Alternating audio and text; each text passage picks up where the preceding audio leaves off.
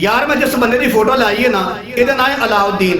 इस बंदे ने बड़ी अजीबोगरीब बात की है, बहुत ही हैरानकुन बात की है।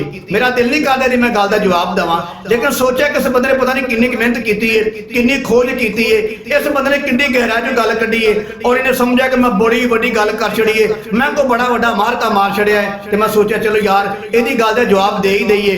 दूजी बात यह वे कि सियाणे आंदे ने कि जो अल्लाह ताला किसी को जलील करना चाहता ना, तो अल्लाह ताला उन्होंने डांगा नहीं मारता, अल्लाह की मत मार छड़दा है। इंज अल्लाह ताला ने इस बंदे की मत मार छड़ी है। इनू पता नहीं लगता कि मैं गल की कर लगा ते किस तरह कर लगा ते गल कित्थे जाएगी, किनू जाके गल लगेगी। इस बंदे दिमाग काम नहीं करता।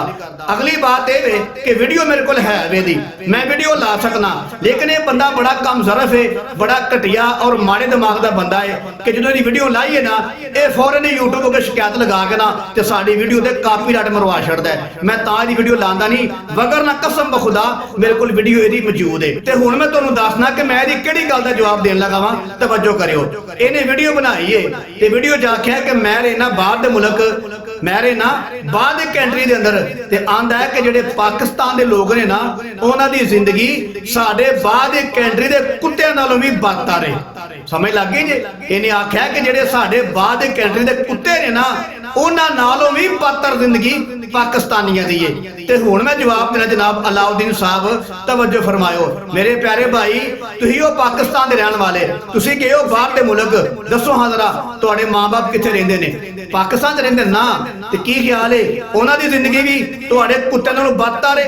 बकौल तुहाडे तुसीं आप ही आंदे हो ना कि जिहड़ी पाकिस्तान दी आवाम है ना उन्हां दी जिंदगी साडे बाहर दी कंट्री दे कुत्तियां नालों भी बदतर हो गई है। ते बकौल तुहाडे जिहड़े तुहाडे मां बाप ने पाकिस्तान रहिंदे ने उन्हां दी जिंदगी भी हुण तुहाडे कुत्तियां नालों बदतर हो गई होनी है, पक्की गल है। ते जिहड़े तुहाडे भैन भरा ने वो भी सारे पाकिस्तान च रहिंदे ने, फिर बकौल तुहाडे उन्हां दी जिंदगी भी तुहाडे मुल्क दे कुत्तियां नालों बदतर हो गई है।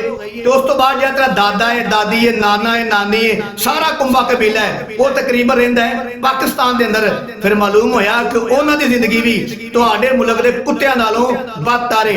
ते तेरी बीवी बच्चे भी ज़ाहिर है पाकिस्तान च रहिंदे होणगे, उन्हां दी जिंदगी भी फिर तुहाडे मुल्क दे कुत्तियां नालों बदतर है कि आप ही तू वो अंग्रेज़ां दे कुत्तियां दे विच रह रहे हैं ते अपने मां बाप नूं उत्थे छड्डिया आई जिथे जिंदगी उन्हां दे कुत्तियां नालों भी बदतर है।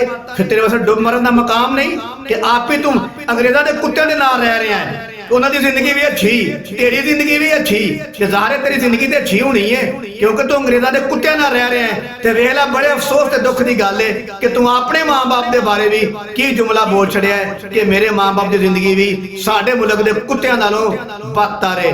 ते ऐ ही वेख लै अल्लाह तेरी ऐसी अकल मारी है, तेरी ऐसी अल्लाह ने मत मारी है, तेनू इहदा नहीं पता लगदा गल करन लगिया कि पाकिस्तान दे विच मेरे अम्मी अबू भी रह रहे ने, भैन भरा भी रह रहे ने, मेरे बीवी बच्चे भी रह रहे ने।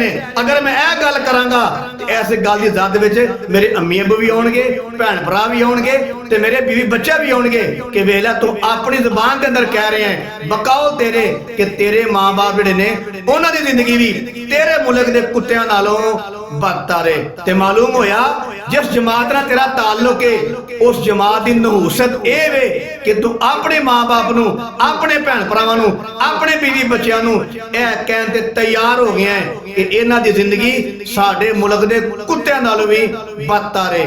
ते हुण मेरी दिली दुआ है जनाब अलाउद्दीन साहब तुहानू अल्लाह हिदायत नसीब फरमाए और तुहानू अल्लाह ताला अपने मां बाप के बारे अच्छी सोच रखने की तौफीक नसीब फरमाए।